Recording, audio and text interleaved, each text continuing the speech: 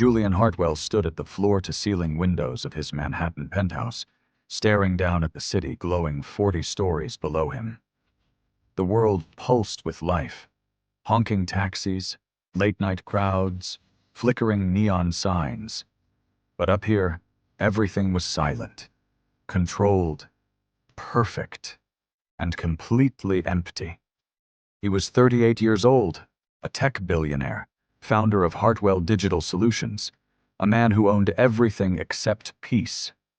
His penthouse stretched across polished marble floors, custom furniture, and art pieces worth more than most people would earn in a decade. Everything inside his home responded to an app. Light, temperature, sound. There was no chaos, no surprises, no warmth, just the life he thought he wanted. As Julian loosened his tie and walked through the vast living space, he noticed a light still on near the hallway that led to the staff quarters, a place he rarely thought about. The staff was hired to be efficient, invisible, and silent. Down that hallway lived someone he barely knew, a girl named Laya Carter. She had arrived 6 months earlier with a single suitcase and the determination of someone who had run out of choices. 24 years old, from rural Georgia, raised by her grandmother after losing both parents in a car accident. She had been studying to be a nurse, 2 years completed, until her grandmother's heart condition and rising medical bills forced her to quit. Working double shifts at a diner hadn't been enough. The domestic agency job in Manhattan felt like a lifeline. In the penthouse, she lived in a small room behind the kitchen. Every day she woke before dawn, moving through the apartment like a ghost.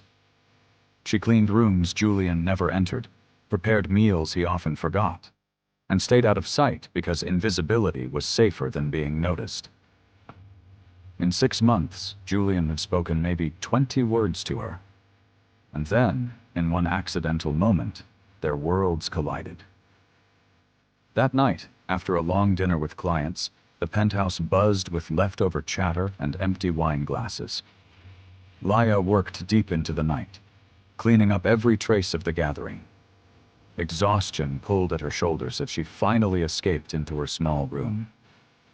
She removed her uniform, damp from hours of work, standing in her simple cotton slip. She reached for her nightshirt, half asleep, when she heard the doorknob turn. She froze. The door opened. Julian stood in the doorway. For one suspended heartbeat, neither of them moved. The light above her revealed everything: the shock on his face, the fear in her eyes, the vulnerability she had never meant for anyone to see. Laya's hands flew up, clutching the nightshirt against her chest. I'm sorry, she whispered, her voice cracking with humiliation. She didn't even know why she apologized, but girls like her learned long ago that when you have no power, you apologize even when you've done nothing wrong.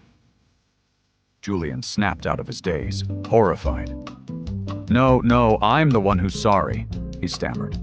I didn't know anyone was inside. I thought the light. I didn't mean to. He backed away quickly and shut the door. Laya sat on her bed, shaking. Her mind spun with panic. What if he fired her? What if the agency believed some twisted story? What would happen to her grandmother then? Meanwhile, Julian stood outside the door, his hand still on the knob, his pulse thundering in his ears. The look on Laya's face replayed over and over: fear, shame, powerlessness. And he realized with a sharp, almost painful clarity, it didn't matter that it had been an accident. He held the power. She held none. And that frightened him more than anything. Neither of them slept that night. Morning arrived, painting the city in soft gold. Julian found Laya in the kitchen, already preparing his coffee. Her expression was composed, but he saw how tightly she held herself. "Good morning, Mr. Hartwell," she murmured. "Laya," he said quietly. "About last night." "It was an accident, sir," she interrupted, lowering her eyes. We don't need to talk about it. I'll make sure to keep the door closed. Her words hit him like a blow. She was taking responsibility for his mistake, minimizing herself to survive. No, he said firmly. This was my fault. I should have knocked. I should have respected your privacy. You have every right to feel safe in your own room. And I am truly sorry. For the first time, she looked at him. Really looked. She had never heard him apologize before. Thank you, she whispered. He hesitated. If you want to transfer to another household, I'll arrange it. You'll have an excellent reference. Do you want me to leave? She asked, her voice fragile. No, he answered instantly. But you deserve to feel comfortable here. That matters. From that moment forward, Julian began noticing things he'd ignored for months. How early she woke, how late she worked, the worn soles of her shoes, the leftovers she carefully saved, the letters she wrote every night in a small notebook. One evening, he found her writing again. What are you writing? He asked gently. Letters to my grandmother, she replied. She can't see well anymore, so a neighbor reads them to her. You must miss her. Every day. She told him about her abandoned nursing degree, her dream of helping people, and how the nurses who cared for her parents inspired her. Julian listened, and something inside him shifted. She lived her life for others. She carried burdens he had never had to face.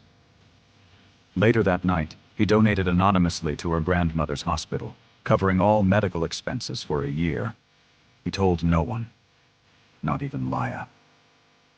The next morning she emerged with red eyes and a trembling smile. Julian pretended not to notice, but warmth spread in his chest. As days passed, conversations grew easier.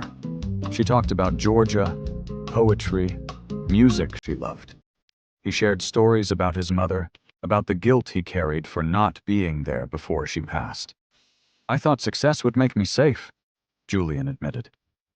Instead, it made me alone. You can still change, Laya said softly. And somehow, those words rooted themselves in him. He started coming home earlier, sitting in the kitchen while she cooked. He brought her books he thought she might enjoy. She left flowers or little handwritten notes she thought he needed. One Saturday, he knocked on her door. Carefully, this time. I have tickets to the Philharmonic tonight, he said. Would you go with me, as my guest? She hesitated. I don't have anything to wear. That's easy to fix. That night, when she stepped out in a simple navy dress, Julian forgot how to breathe. She was beautiful in a way that had nothing to do with wealth. At the concert, he watched her more than the orchestra.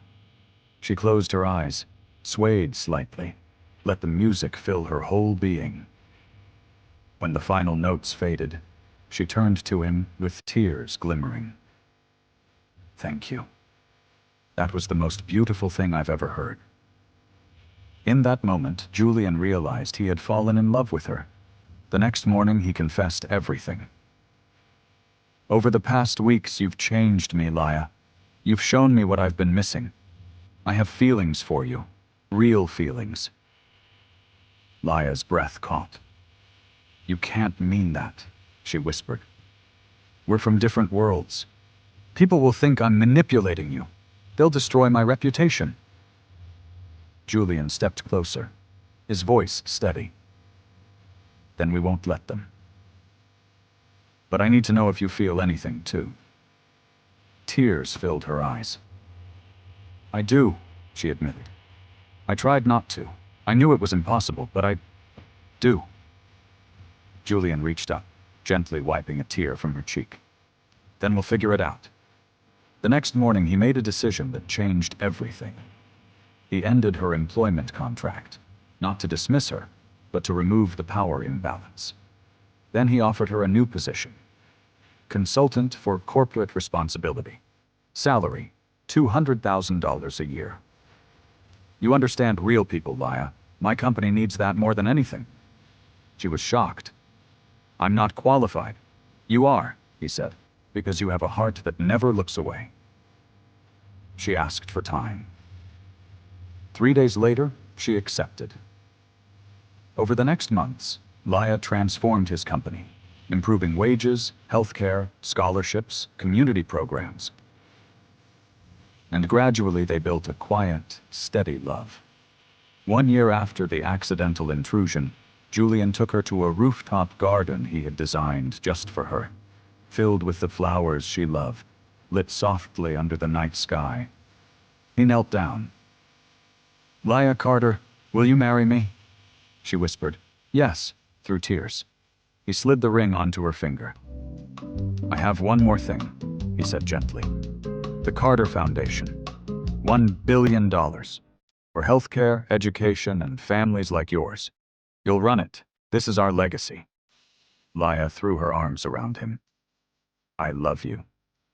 "And I love you," Julian whispered. "Thank you for changing my life."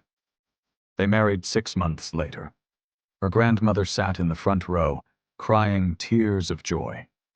And every year, Julian and Laya returned to the rooftop garden, remembering the night a single mistake opened both their hearts.